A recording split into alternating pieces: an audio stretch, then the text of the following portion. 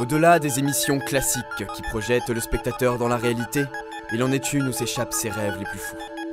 N'ayant comme limite que celle de l'imaginaire, sublimant la créativité, éclatant le conventionnel, on l'appelle Dimension Geek.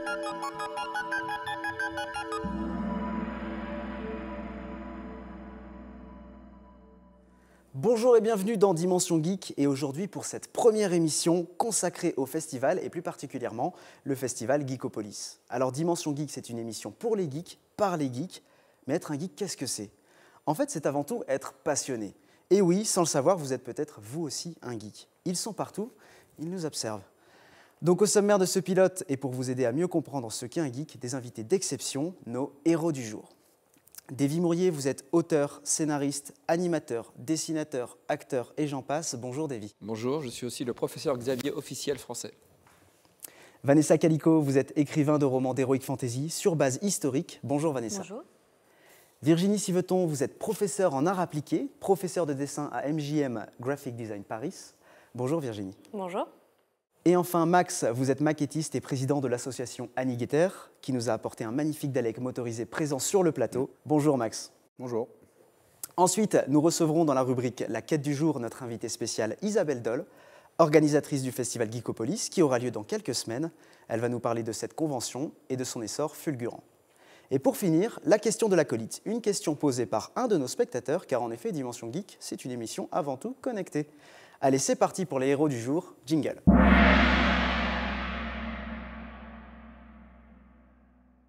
Virginie, donc comme je le rappelle, vous êtes professeure de dessin. J'ai quelques questions à vous poser.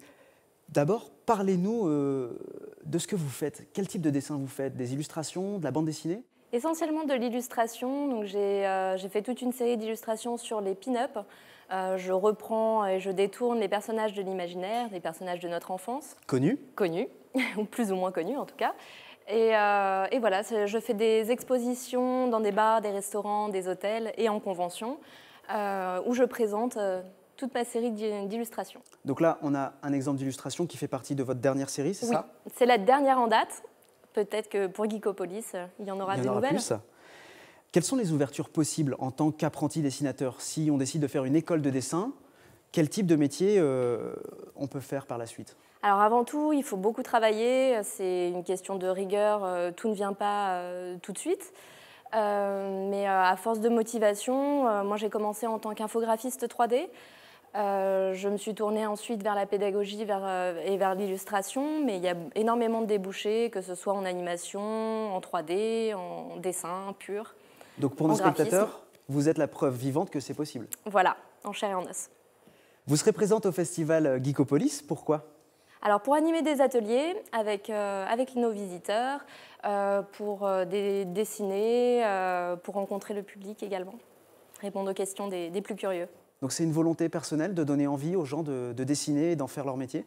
Oui, avant tout, un artiste, s'il est chez lui, cloîtré, à dessiner dans son coin, c'est vraiment dommage. La notion de partage est vraiment importante et je pense qu'il faut miser là-dessus. Alors misons là-dessus, puisque je crois que vous allez nous préparer un très beau cadeau pour notre émission et nos spectateurs, en nous préparant un dessin tout le long de cette émission, en fil rouge, qu'on viendra redécouvrir avec grand plaisir à la fin de l'émission. À tout à l'heure. Davy, vous aussi, vous aimez bien le dessin? Ça va. D'autres choses Je également? kiffe pas mal la vibes du dessin. Ouais. On vous connaît comme acteur, animateur, réalisateur et effectivement comme doublure officielle du professeur Xavier. Ouais. Je fais des sketchs, je fais des vidéos sur Internet, je suis animateur sur la chaîne No Life, voilà. Mais c'est vrai que les trucs les plus connus, c'est Nerds et le Golden Show. D'accord. Mais on vous connaît également comme auteur de bande dessinée. Maintenant, oui. Oui, depuis 2009 à peu près, je fais de la bande dessinée. Et La Petite Mort, c'est le dernier album. Le 2, c'est mon 7e album. Voilà. Donc les voici, La Petite Mort 1 et La Petite Mort 2. Pourquoi ce thème de la mort? Pourquoi avoir abordé un terme qui semble si délicat, même si en bande dessinée, on a plus de liberté d'expression? C'est un thème qui vous tient à cœur? Oui, mais c'est pas, je trouve pas que la mort, ça soit un sujet délicat.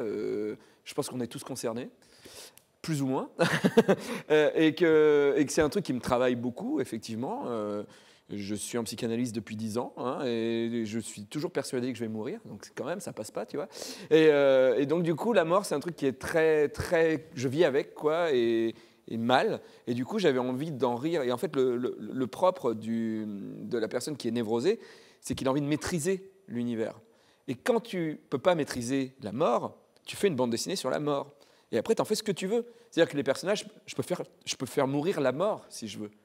Donc c'est cool, tu vois, c'est un refuge, en fait. C'est une fuite. Mais le dessin et la bande dessinée, ça reste quand même votre passion depuis que vous êtes tout jeune, c'est ça? Oui, dès le CP, je voulais déjà être dessinateur de bande dessinée. C'est mon père qui m'a donné cette passion. C'est la bande dessinée qui m'a fait apprendre à lire. Et du coup, j'ai toujours voulu faire ça. J'ai fait une école de dessin dont je ne suis pas diplômé. Hein, j'ai que le brevet des collèges, j'ai +3. Et pendant 16 ans, les éditeurs m'ont dit d'aller me faire foutre et qu'ils ne m'éditeraient pas. On peut le lire d'ailleurs dans La Petite Mort, votre expérience en 2000 à Angoulême. Tout à fait, ouais. Je suis allé, chaque fois, les mecs m'envoyaient chier, et j'ai toujours continué. Et grâce à Nerds, le public, ça a commencé à s'intéresser à moi, à ce que je faisais. Et du coup, des éditeurs m'ont dit « Hey, vous voudriez pas faire la bande dessinée ?» Et là, j'ai fait « Mais ouais, putain, t'étais où? Il y a 16 ans !» Et du coup, voilà. Et du coup, Delcourt, qui m'avait refusé au Festival d'Angoulême en 1996, ils m'ont dit non. En 2000, le même éditeur, donc. Ouais, en 2012. Est-ce qu'il y a une petite mort 3 en préparation? Tout à fait, elle est même finie, mais juste vu que j'ai que le brevet des collèges, je fais beaucoup de fautes d'orthographe. Donc 2 personnes qui ont le bac sont en train de corriger mes fautes. Voilà. Donc je donne du travail aux gens qui... Donc vous qui avez le bac et des diplômes, +2, +4, ne vous inquiétez pas, les gens qui n'ont pas de diplôme s'occupent de votre avenir. On se sent en confiance tout de suite. Et votre relation avec les festivals, quelle est-elle? En fait, je vais en convention, on appelle ça nous convention entre nous, depuis 2009. Non, je suis con, depuis 1999. Bon, ça va, ça fait un delta de 10 ans. C'est amateur, ouais, ça fait un delta de 10 ans, mais j'ai l'impression d'avoir toujours 10 ans de moins, tu vois. Et puis voilà, oui, et c'est grâce aux conventions, grâce aux gens, que je peux faire aujourd'hui, je peux vivre de la bande dessinée. Et vivre de mes conneries sur Internet aussi. Dans quel cadre on vous verra à Geekopolis? Vous allez faire quoi? Alors, Geekopolis, je serai là-bas en tant qu'animateur de conf. Je vais faire la conf Aérocorp, vu que j'ai eu un petit rôle dans la dernière saison. Je vais aussi animer l'atelier Suédage. Je ne sais pas encore du tout ce que je vais faire, mais je vais le faire. Des escape rooms et puis de la dédicace aussi. Voilà. Et puis faire des bisous à des gens quand ils passent. Et puis sûrement faire des free hugs à des gens qui ont trop transpiré dans leur cosplay. Donc j'espère que j'aurai le droit à mon... les gens ils connaissent. J'aurai le droit à mon bisou? Si tu veux, mais le matin, pas quand tu auras transpiré le soir. Vanessa Calico, bonjour. Bonjour. Donc vous êtes auteur de romans, d'Heroic Fantasy. Pouvez-vous nous en dire un petit peu plus? Alors oui, c'est une certaine branche d'Heroic Fantasy. On qualifie plutôt ça d'historique fantastique. D'accord. Donc c'est un terme existant? Oui, en tout cas, ça se rapporte Vous l'avez vraiment adapté. ça s'adapte à une réalité, en fait. D'accord. Il y a certains romans, disons, des littératures de l'imaginaire où il y a une coloration historique, mais après, tout dépend le pourcentage de coloration. Parfois, c'est juste quelques références, dans la Medieval Fantasy, par exemple. Ou alors, là, dans le cas de ma saga, que j'ai écrit avec que je vais montrer tout de suite. Diana, voilà, ma maman, avec qui j'ai également donc, une édition de littérature de l'imaginaire qui s'appelle les éditions Le Héron d'Argent. Vous voyez un petit héron qui brille là, voilà, ça c'est nous aussi. Et du coup, ça, c'est très historique. Comment vous est venue l'idée, un peu la même question que pour Davy, d'écrire? C'est votre passion aussi? Oui, c'est ma passion. On était en voyage, ça s'est fait vraiment par hasard. On était en voyage en Turquie, dans l'ancienne Constantinople qui s'appelle à présent Istanbul, après l'invasion ottomane du coup du sultan Mehmed II. Et donc, ce premier livre traite de Vlad Dracul. Vlad Dracul, c'était l'ennemi, en fait, de Mehmed II, Mehmed le Conquérant, celui qui s'est emparé de Constantinople. Et donc, on était en visite et le guide avait parlé de Mehmed le Conquérant. Et en sortant, j'ai dit à Diana, mais tu sais, c'est celui qui a combattu celui qui est à l'origine du mythe de Dracula et que pour se défendre des lignes ottomanes, il avait carrément empalé des milliers de personnes tout le long de la frontière pour impressionner et protéger l'Europe comme ça. On a toujours aimé les anecdotes très glauques dans la famille, c'est un petit passe-temps, voilà. Et du coup, ma mère s'est dit, mais c'est quand même dommage qu'on le connaisse qu'en vampire pour filles. Il faut faire quelque chose pour le réhabiliter. Donc voilà, on a donc réhabilité Vlad Dracul dans toute son horreur, sa violence et son génie aussi. Donc dans ce premier, et après il y a une jeune femme d'aujourd'hui qui traverse le temps pour chercher différents cavaliers de l'Apocalypse, parce qu'il y a une grosse base de religion, mythologie, etc., qui est à l'origine de pas mal de bouleversements dans notre monde un peu post-apocalyptique, plus des métamorphoses, des choses terribles qui arrivent dans ces époques. Donc dans le premier, sur les Carpates, l'Orient, l'Occident, etc., à fin du Moyen-Âge. Et le deuxième, la même fille se retrouve dans le corps d'une prêtresse aztèque, juste avant l'arrivée des conquistadors espagnols de Cortés. Sauf que là, les malédictions, les dieux qui s'en mêlent, etc. À quel type de public sont destinées vos œuvres? Alors, c'est pour les adultes, hein, ou pour ceux qui aiment bien lire et qui n'ont pas peur. Et est-ce qu'il y a quand même une volonté pédagogique à travers vos livres? De faire découvrir l'histoire à vos lecteurs? Alors, oui, c'est pas l'histoire pour les dates, hein, ça, clairement non, mais il y a quand même tout un enchaînement qui se fait. Par exemple, dans le deuxième, il y a toute la conquista des Espagnols qui est retracée. Voilà, on a des super maps, comme tout roman d'heroic fantasy qui se respecte, on en parlait entre nous. Voilà. Et ça permet vraiment de suivre tout ce qui s'est passé. Donc on apprend plein de trucs absolument terribles. Voilà. Et des choses émouvantes aussi, mais surtout des choses terribles. Les romans d'Heroic Fantasy ont quel type d'accueil en convention? Souvent, c'est un très bon accueil. On est un petit peu sur le même type de public, un public qui aime imaginer, qui aime rêver, qui aime voyager, qui aime découvrir des choses très différentes. Et du coup, ça permet de rencontrer son public, de rencontrer des lecteurs qui parfois ont déjà lu cette saga, ou alors de leur dire, tiens, ça ne vous dirait pas de l'histoire, du gore, un peu de sentiment, un tout petit peu. Voilà. C'est beau. C'est beau. Merci. Max, vous êtes le président de l'association Annigator. Pouvez-vous nous en dire plus sur cette association? Donc Annigator, c'est une association qui regroupe beaucoup de choses, en fait, à savoir du papercraft, la maquette en papier, donc comme les modèles qu'on voit à peu près autour de nous, un peu partout, en fait. On a tout ramené, on a meublé un peu le studio. Également la maquette plastique, on n'en a pas du tout ici, mais sur les univers geeks, donc science-fiction, également animé, Japanime, Macross, Gundam et autres. Le Garage Kit, qui est de la figurine résine à monter et à peindre, comme les 3 modèles que j'ai devant moi. Donc là, c'est surtout un travail de peinture. Et après, il y a plein d'autres choses, notamment des créations originales, comme le gros truc que j'ai à ma gauche, qui s'appelle un Dalek. Je crois que vous êtes venu avec votre équipe. Exactement, donc je suis venu avec une partie de l'équipe qui va pouvoir me rejoindre. À savoir... Et présenter chacun un peu leur œuvre. Exactement, super. Exactement. Donc on va commencer avec Benjamin. Bonjour. Donc, qui est le vice-président au passage. Voilà, vice-président de l'association, créateur du Dalek, ici présent, qui est le premier Dalek français, il faut savoir, mais pas le seul, parce que depuis, il y en a un deuxième qui est... Il y a eu des copieurs. Non, pas des copieurs. Il va dire exterminer, en fait. Il les a exterminés de base. Il a pris une bonne base, comme ça il est tranquille. En fait, il y en a un deuxième qui a été créé après que moi j'ai commencé. Qui est déjà fini. Qui est déjà fini, qui est à Nantes, qui a moins de détails que celui-ci. Et j'ai la chance d'avoir motivé quelques personnes. Il y a un Davros qui arrive là, avec un ami. Et peut-être d'autres Daleks aussi, un deuxième. Toujours au sein de l'association. Je vais passer sur la présentation. On reviendra peut-être un petit peu sur le Dalek juste après. Histoire que ça parle. Donc là, Jonathan. Oui, bonjour à tous. Bonjour.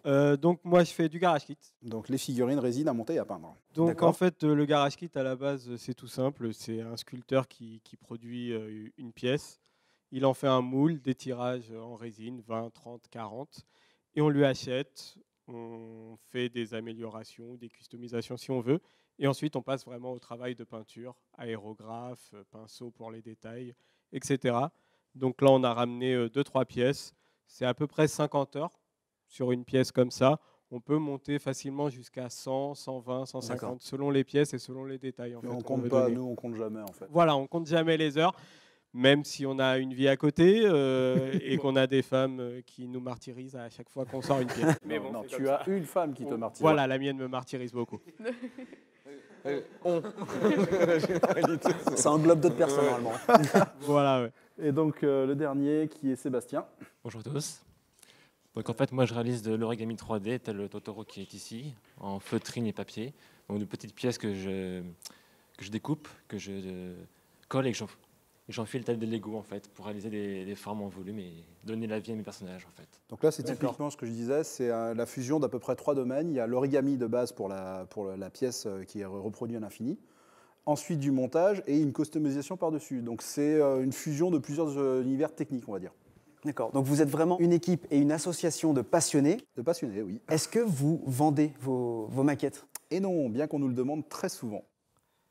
Non, du tout. En fait, notre but, le but de l'association, c'est de partager notre passion. Ça, c'est comme beaucoup d'associations, mais surtout d'initier les gens. C'est-à-dire que nous allons leur mettre le pied à l'étrier, les aider à créer, mais pas faire pour eux. Ça, c'est pas du tout ce que nous. Donc c'est la volonté que vous avez au Festival Geekopolis cette année? Exactement. On sera présent donc sur le quartier Little Tokyo et également côté Métropolis, notamment pour le Dalek. Pour le Dalek, entre autres. On a une zone d'exposition, une zone de démonstration où les gens peuvent nous poser des questions. On est en train de le faire devant eux en live. Et on a également une zone d'initiation, que ce soit sur le papercraft, donc avec les petits modèles cubiques, et également sur le garage kit. D'accord. Alors c'est vrai que sur ce plateau, on a de la chance d'avoir beaucoup de types d'art différents. Est-ce que vous êtes ouvert aux inscriptions? En tant que membre associatif? Tout à fait. Oui, puisque Sébastien nous a rejoint il y a peu de temps, je dirais un an et demi, oui, exactement. Voilà. Il nous a connus en venant en tant que visiteur sur le festival, Japan Expo notamment, je crois. Et il a passé le pas, il nous a rejoint. D'accord. Eh bien, merci à tous. Passons maintenant à la quête du jour avec notre chroniqueuse Isabelle Doll. Jingle.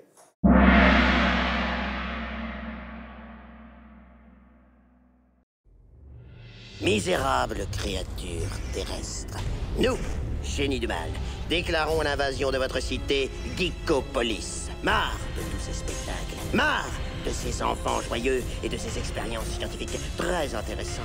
Bon, les gars, allez, à l'attaque. C'est parti, mon kiki. J'oubliais.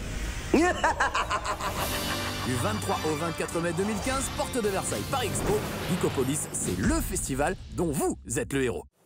Bonjour Isabelle, comment allez-vous? Eh bien ça va, et toi? Très bien. Je dis toi, tu... Ouais, on peut se tutoyer, bien sûr. Alors vous êtes venu pour nous présenter, pour nous présenter Geekopolis. Mais tout à fait. Alors Geekopolis, c'est le festival de l'imaginaire avec 5 mondes différents. Donc tu as le steampunk, le médiéval fantastique, le manga, l'ASF et la technologie. Quel est ton rôle dans le festival, à toi? Alors moi, je suis coordinatrice vidéo, c'est-à-dire que les jolies bandes annonces que vous avez vues, notamment celle avec Davy, voilà, j'ai tout organisé. Je suis un peu productrice exécutive de tout ce monde-là. Il va y avoir une nouveauté, il va y avoir un staff vidéo avec beaucoup de monde. Donc on sera 24 personnes à filmer tout le festival. Et puis je m'occupe aussi un peu de tout, parce que dans un festival, on est multifonction, il faut le savoir.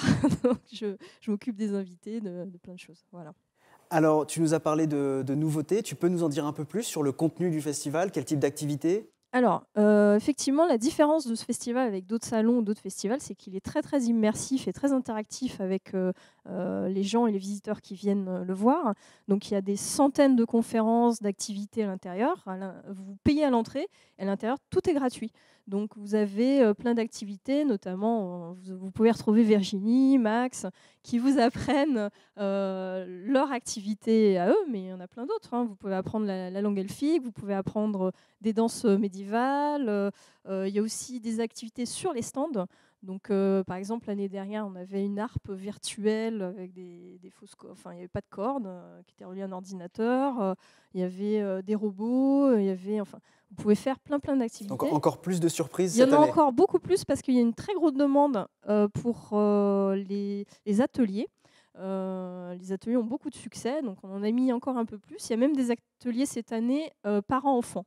Donc les parents-enfants peuvent faire vraiment des activités ensemble qui avaient beaucoup moins l'année dernière. Et donc, la course en sac, par exemple. Non, il n'y a pas de course dans en l'arène. Sauf que non, mais il y a des arènes. Il y a une arène de plus. C'est que l'année dernière, il y avait une arène médiévale. Cette année, il y a une arène steampunk aussi. Donc il y a des duels de thé, il y a des défilés de mode steampunk, on a mis un peu plus de steampunk qu'avant, parce que c'est très apprécié des gens. Et donc voilà, vous avez plein d'activités différentes. Qu'est-ce que vous en pensez, nos invités de ce festival, de cette convention? Sinon, je vais me faire taper Nous, sur on les y doigts. est depuis la première édition. On avait même amené un gros tori pour le Little Tokyo de l'époque. Non, nous, c'est vraiment typiquement le genre de convention ou de salon. Je ne sais jamais si on dit convention ou salon, mais en général. Non, c'est pas salon, c'est festival. C'est la différence. Festival, pardon. Enfin, Parce pour que, moi, alors pourquoi? Non, mais je peux expliquer. Oui. Pourquoi festival? Parce que tout simplement, nous avons 80% d'activités qui ne sont pas du merchandising ou de la vente. La différence d'un salon qui a beaucoup de stands de vente. Nous, on n'a pas beaucoup de stands de vente, on a beaucoup de stands de présentation d'artistes et d'artisans. C'est-à-dire que vous allez retrouver vraiment les gens en train de faire des choses devant vous ou vous apprendre des choses et pas forcément de la vente de t-shirts ou de petits bracelets, quoi. D'accord. Eh bien, merci beaucoup, Isabelle. Merci à toi. Alors, pour conclure cette émission, et avant d'admirer le magnifique dessin de Virginie, la question de l'acolyte. Jingle.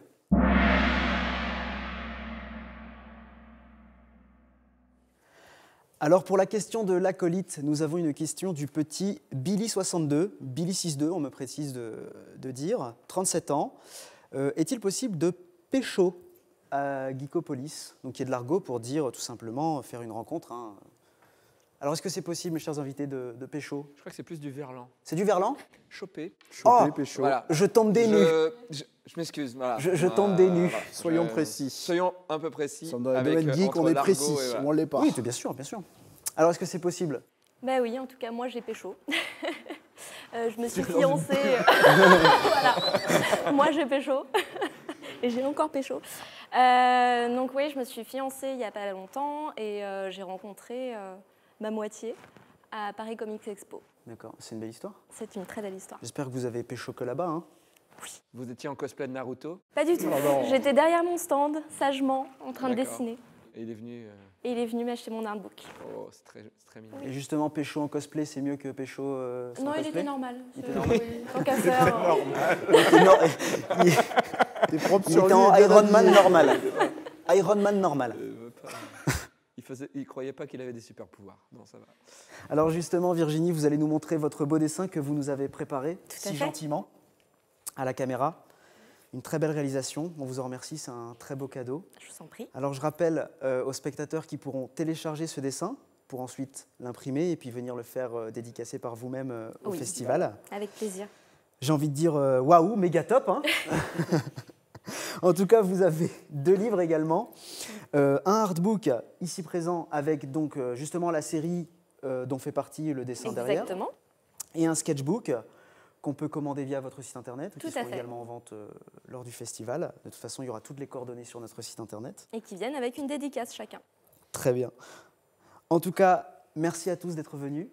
Est-ce que vous avez peut-être un dernier mot? Tardis. Au moins, c'est très constructif. C'est un plaisir, en tout cas, de vous avoir reçu dans notre émission. On vous souhaite bonne continuation à tous. À bientôt. Et n'oubliez pas que ce soit dans une cabine téléphonique ou dans un Dalek, n'ayez pas peur de rentrer dans la dimension geek. Merci.